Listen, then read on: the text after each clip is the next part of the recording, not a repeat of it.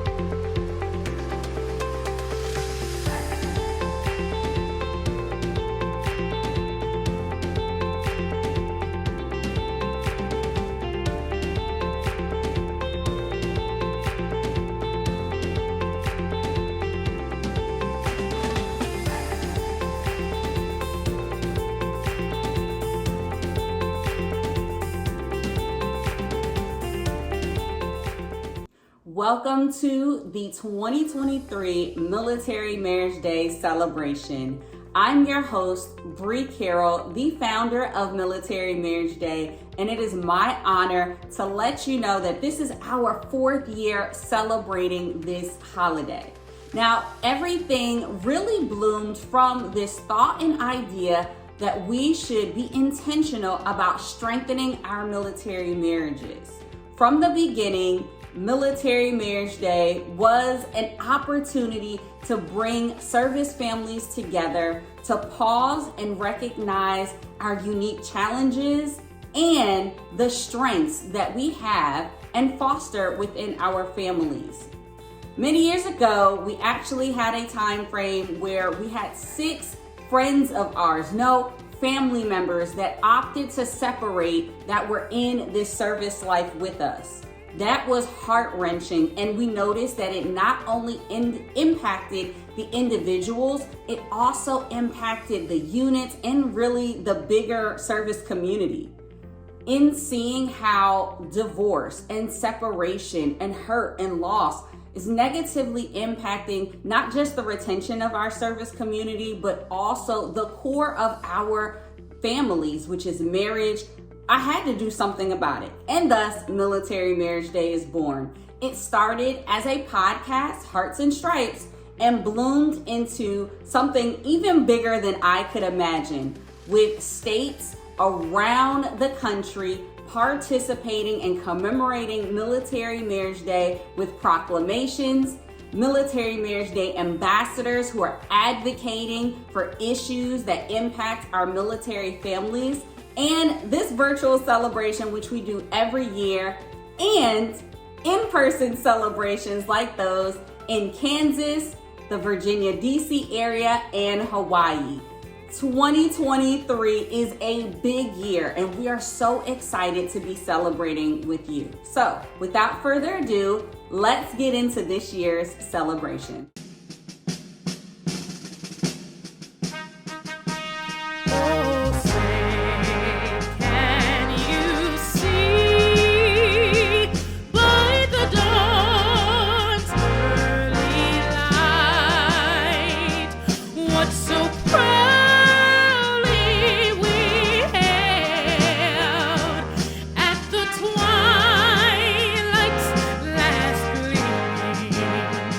Ooh.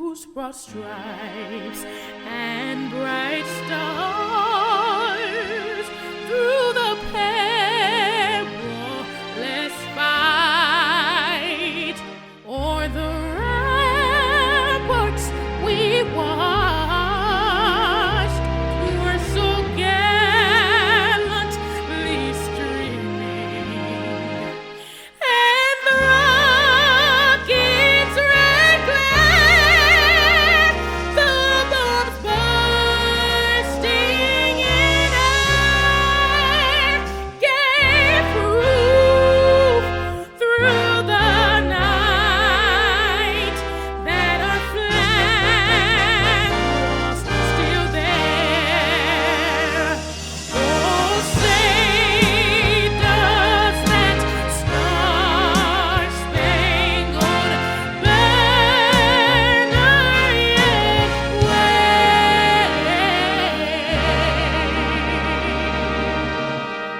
o'er the land of the free and the home of the brave.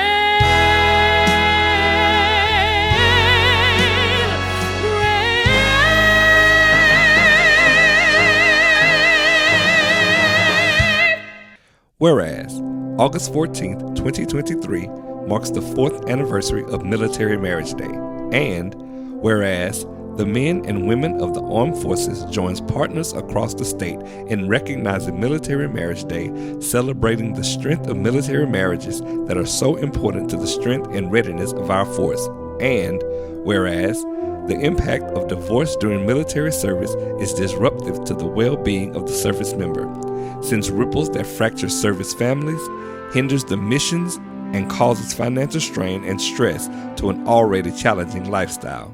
And whereas Military Marriage Day aims to celebrate and reaffirm the importance of strong military marriages and families. And whereas by supporting Military Marriage Day, we hope to bring focus to the importance of strong military marriages that fosters great well-being and mission readiness. And whereas the men and women of the armed forces are proud to support Military Marriage Day and urges local units of government throughout the state to raise awareness of the need to strengthen and support military marriages. Therefore, we, the men and women of the armed forces, do hereby proclaim that we are proud to support Military Marriage Day in celebration of our married men and women serving in uniform, and encourage all residents to recognize and honor the married service members in our community. My name is Paulette Fryer, and I build my mill marriage. My spouse and I actually met in high school. We were really good friends. We did not date then, but just had a wonderful relationship as friends that way. We reconnected in our early 30s, finding ourselves both single with 2 young boys the same age, and we really bonded over navigating some life issues we were going through, and we knew it was just the right thing. It was a very short courtship, and pretty quick we were married, and I was on my way up to Alaska with my boys, and we were now a blended family of 6. The most challenging time in our relationship was when our boys were teenagers. We have 4 boys. They were all teenagers at the same time. My husband was deploying a lot during that time period, so I was parenting on my own, and it was very challenging with a blended family, having to be mom and dad for all of us.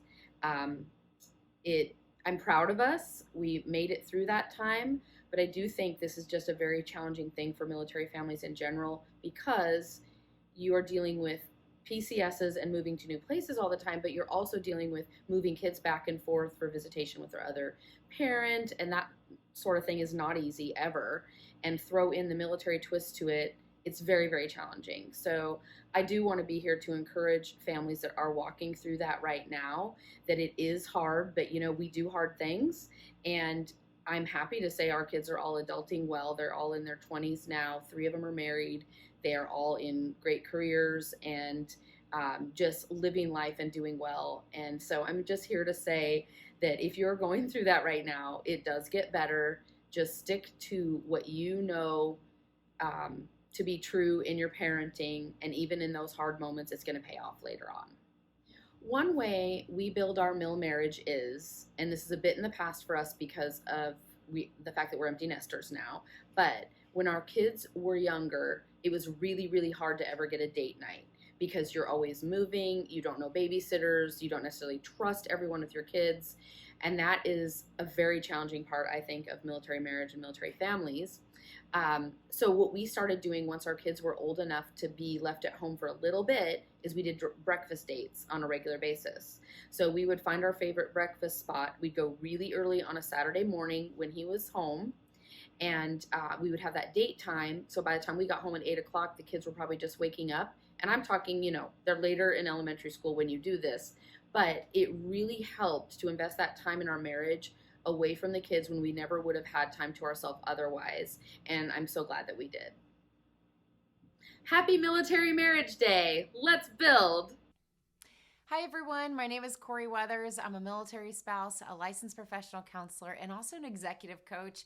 And I am so excited that you are joining for Military Marriage Day. It is a day to focus on your relationship. It's a day to focus on what it means to grow together. So thank you for choosing to do that, and happy Military Marriage Day. Building your mill marriage can be difficult, which is why Military Marriage Day is committed to being a free platform that helps bridge the gap between our service couples and resources. One way that we do that is through the Military Marriage Day app. This year is extremely special because we recognize that all resources are not free. They come at a cost, and sometimes the couples who need them the most may not have the financial means to get them. That is until now. Introducing the Mill Marriage Grant.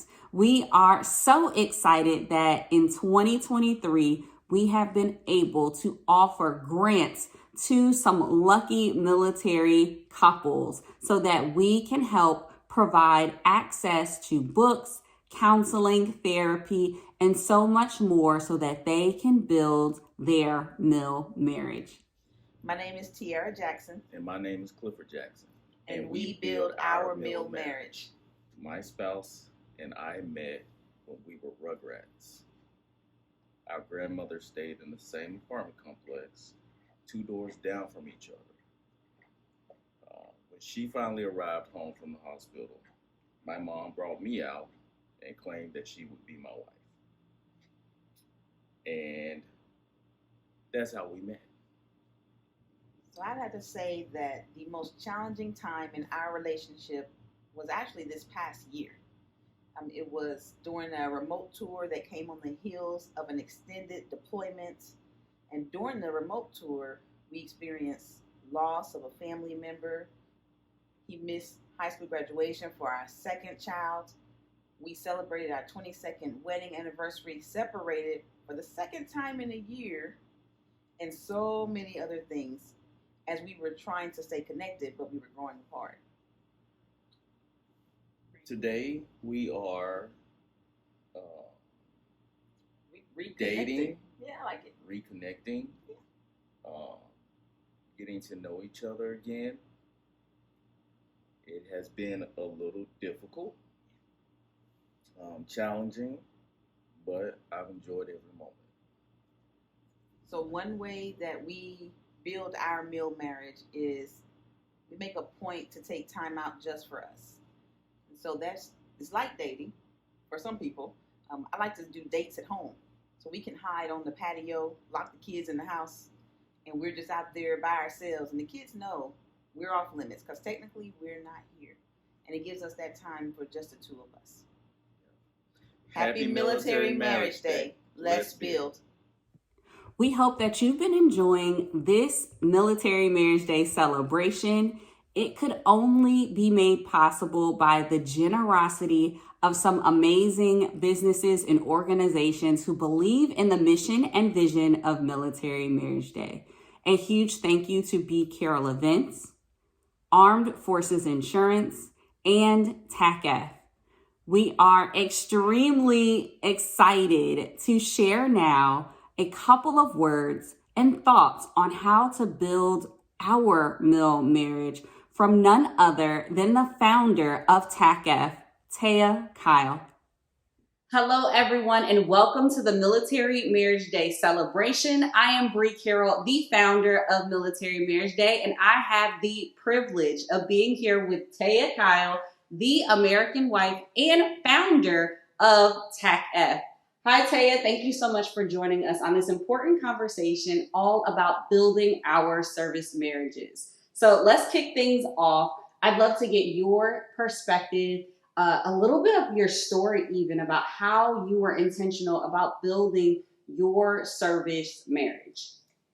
Intentional is a great question because I grew up in a house where we had a marriage. My parents worked at it and were successful, and they wanted a great marriage, not just a good marriage.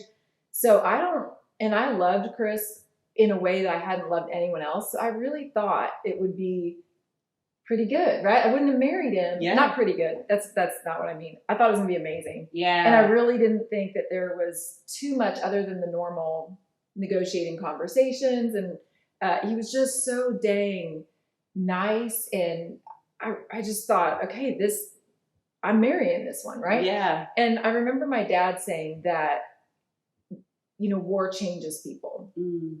And I thought, not this guy. Like, he is who he is. I mean, you can see even after the book came out, he still showed up with a dip in his mouth and a baseball hat on. Yes. Like, he was who he was. But Chris and I talked about it later, and we're like, it does change people. Yeah. And so you do have to start to get very intentional. And not even just combat and war. Military life is going to make it more challenging. So intentional is a good word, and I don't think I knew how intentional we'd have to be. Yeah, that's good perspective, because I think oftentimes when we go into these relationships, we anticipate people to just stay the same. Mm-hmm. And the reality is throughout life, especially in this service life, we grow. Right. We can grow in different ways. And like you said, we can change based off of things that we are exposed to in service life. So as you navigated these changes, right, and war, especially living through what I would say one of the most impactful time frames in American history as it relates to those who served. What did that look like at home to welcome him home and to build your relationship? Yeah, I think interestingly, all service marriages, yes, because the schedules are unpredictable, because duty stations can change, there's a part of us that learns to be more independent mm-hmm. than connected, right? Because if you're the spouse, you have to learn how to figure it out, whether they show up or not. Absolutely. Whether their command demands something of them that you didn't expect or not. And then the service member has to make sure that they're independent enough that they can focus on their job, that they're not so bogged down by what's happening at home that they fail at work, which is what they want to have to support their family. They want to be successful. So just that alone is challenging. And then, like you said, in combat or some of those pivotal times, it becomes even more stressful. Yeah. I think the most important thing for us was to realize that we had to do more of the work to stay connected. And that surprised me. I felt like we were such a connected couple, just the two of us, we worked. Yeah. And so then to see us grow and change Mm-hmm. and realize that we had to figure out how to grow and change independently, then grow together. Yeah. Grow and change independently. And then, so it's a constant renegotiation of who you are and what you bring to the table. I think, you and I were talking about building relationships. Yes. You're a civil engineer. Yes. And so building bridges is something that I don't think I ever thought about. I thought we would have to, grow together. Mm-hmm. But the concept of building a bridge, sometimes it's a footbridge, Yes. sometimes it's a small one, and sometimes it feels like, the San Francisco, right. With Golden Gate Bridge. Yeah. And that's something I don't think I was too prepared for, and I was disappointed. I remember thinking maybe I didn't really know Chris well enough. We got married pretty quickly. In hindsight, I go, no, I knew him.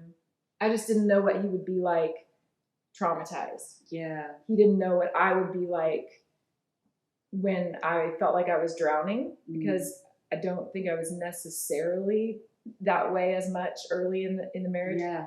So I think that idea of, look, you're there, I'm here.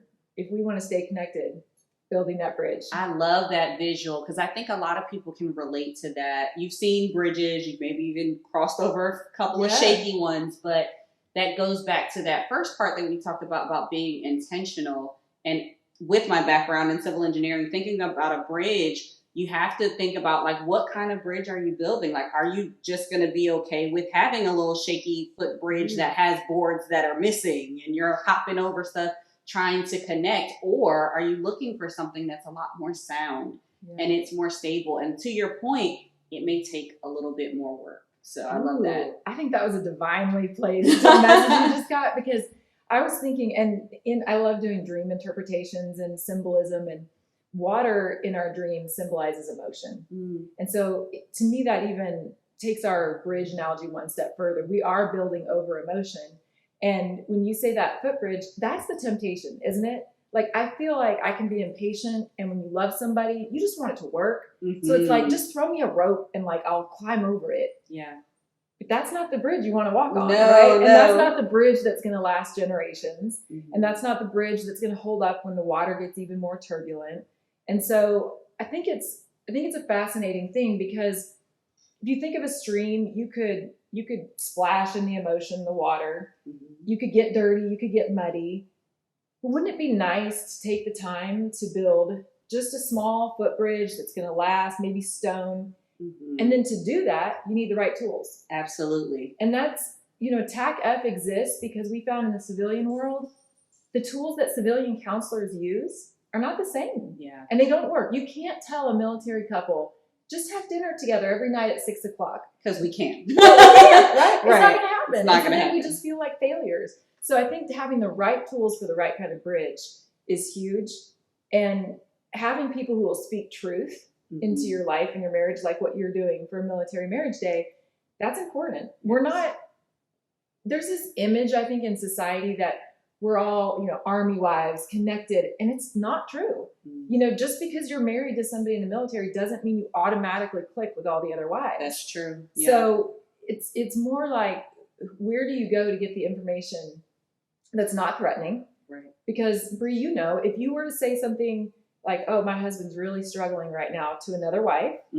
Sometimes it's well received, and sometimes it's, oh, you shouldn't talk about that. Right. Or you will worry later, is she going to tell somebody else in the command? Exactly. And then did I just betray my husband when all I was trying to do was find a solution? Yes. So I had a friend who was really influential for me. Her husband was a police officer. He was SWAT. And I remember telling her, I don't know what's wrong, but Chris and I are really irritated with each other. Yeah. And it's bothering me. And she said, well, you need a date. And I was like, okay, first of all, he should be asking me on the date if that's what we need, right? I mean, when we were dating, that's how it went. Yes. And second of all, I don't even know if he would want to do that. And so I remember she said, look, Taya, the time you want a date the least is the time you need it the most. Yes. And I thought, well, why isn't, she said, stop, who cares who asks? Just go and ask him. And so I did. And he was like, yeah, okay. Right. And honestly, Bree, even though you're married, you fear rejection. Right. That's good. Yeah. Nobody wants to be irritated with somebody and then have be turned down. Absolutely. But somebody's got to start. And we always had a great time when we did date. So I think sometimes it's just date. So Taya, I loved how that brought everything together. We talked about sharing stories, which is the center of Military Marriage Day. But I loved how you talked about those tools needed to build the bridge. And I know TACKF has some amazing tools, like you mentioned, even that date. So share a little bit more about the tools and resources that are available to service couples through TACKF. So I'm glad you asked. One of my favorite things about TACKF is that we do 5 programs over 2 years, because marriage is not a weekend. I mean, weekends are great to focus on it, but it's a long-term deal, right? I think the other part about it is it can't be a slog, right? You can't just show up to work on your marriage and feel like every time you go in, it's a beating.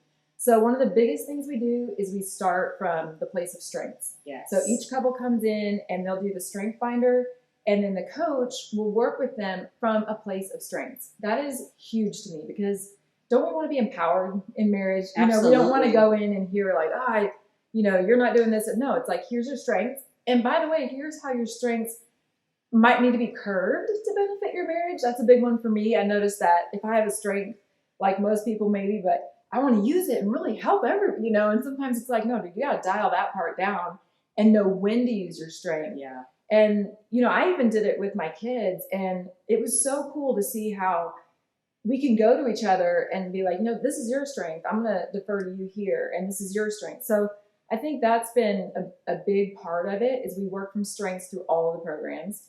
The other thing is we had a small women's group, not connected to your work group. And then recently we started our men's group. I have been over the moon. I'm starting to get chills already just thinking about it. I knew I felt we had to start with women, because I felt like they're the ones that sometimes get the short end of the stick with all this service life. And not in a way to feel sorry. That's just where I felt I needed to start. Yeah. And then the men were like, hey, we want one.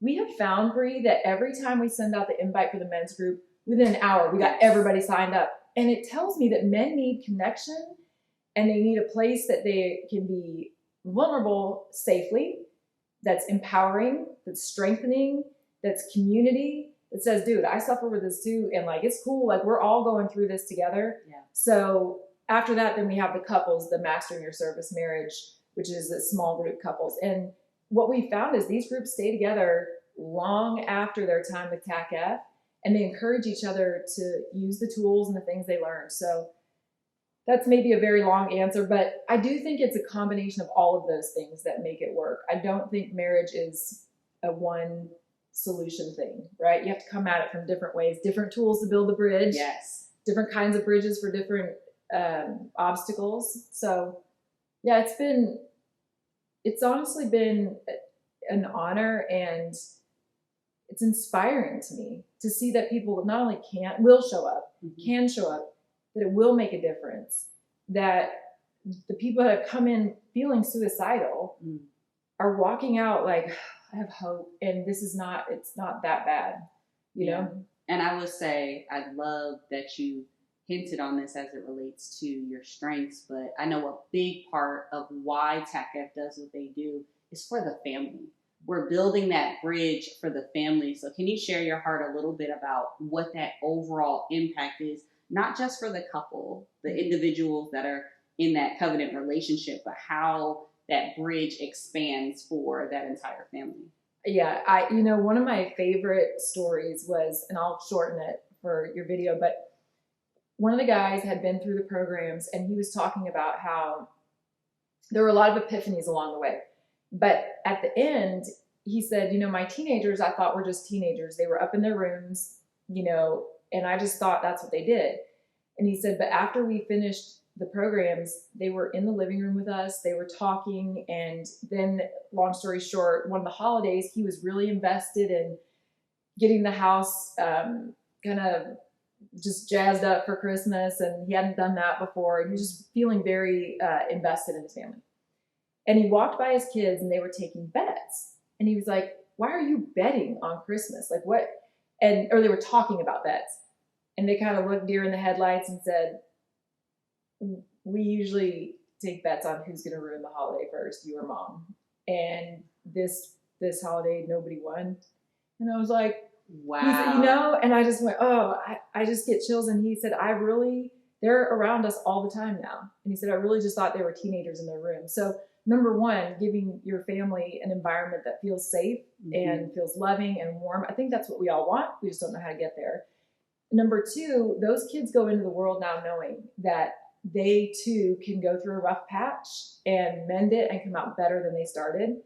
I remember my mom, she had a couple, they were dear friends, and they seemed like they always got along. And then they weren't for a while. And I said, why don't they just get divorced? And she said, here's the thing, babe. She goes, sometimes if you're just getting along all the time, maybe you're ignoring some things. And so it got bad for them. And now they have to go back and do the work. And she goes, your dad and I might be a little bit more up and down and in a healthy way, right? And she said, but with marriage, if you're going to be married 50 years, sometimes you might have rough days, sometimes rough months, and you might have a couple rough years, but it's still worth it. So I do believe that's a large part of why I succeeded with Chris. and why I'm passionate about this. So the ripple effect, like you're talking about, of being a kid and being able to witness somebody putting in the work and making it work. And by the way, that couple that was having a hard time lasted the rest of their lives. And so I think that you're showing by example the beauty of what that covenant is and how it's worth the work. That's good. If there is one thing that you could say and speak to our couples on ways that they could build their marriage, what would that one thing be? The one thing I would recommend for service couples to build their marriage is to embrace humility. It takes a lot of effort sometimes in marriage to set down your sword. You know, we're all fighters by nature, or we wouldn't be in this service world and we wouldn't have taken on such a hard prospect. So for me, it's all about humility. Chris and I had a marriage counselor once who said, one of the issues is that if one of y'all sees somebody jump in the ring, the other one's like, oh, okay, all right, if this is what we're doing, then I'll jump in. And so we had to learn to just stay really humble. And humility also meant I needed to learn more. I needed to set aside my defensiveness or my pride or my anger and just say, for me, it was God. Okay, God, show me. A lot of that, I learned that submission was the most empowering and beautiful thing I could do in my marriage, is to let my husband lead. It was such an incredible gift. I never knew. The word submission didn't seem right to me, but I think that also comes from having a humble spirit. At some point you have to go, I don't have the answers. I want them, but I don't have them. So who does? Where can I find them? And for me, the humility to God was like, okay, God, you fix it. Tell me, show me, I'm open. Hi, I'm Taya Kyle, American wife, widow of Chris Kyle, American sniper, and I just want to wish you a very happy Military Marriage Day. We hope that you enjoyed this year's celebration of Military Marriage Day. Although the holiday is ending, we do not want you to stop building your mill marriage. You can continue to get those resources that you need at your fingertips by downloading the Military Marriage Day app, and continue to connect and get encouragement from us on our social media accounts. If you maybe missed this full celebration, don't worry, you can watch the replay on our YouTube channel. We want to give another special thank you to our presenting sponsors, Armed Forces Insurance, Carroll Events, and TACKF. A huge thank you to all of our giveaway sponsors and our service couples that shared their mill marriage story. Congratulations to all of our winners, especially our grant winners for this year's mill marriage grant. That's all that we have for this evening, but I'm excited to celebrate, which is our theme for 2024. Be sure to stay tuned for more on the mission and vision of Military Marriage Day at www.militarymarriageday.com. Good night.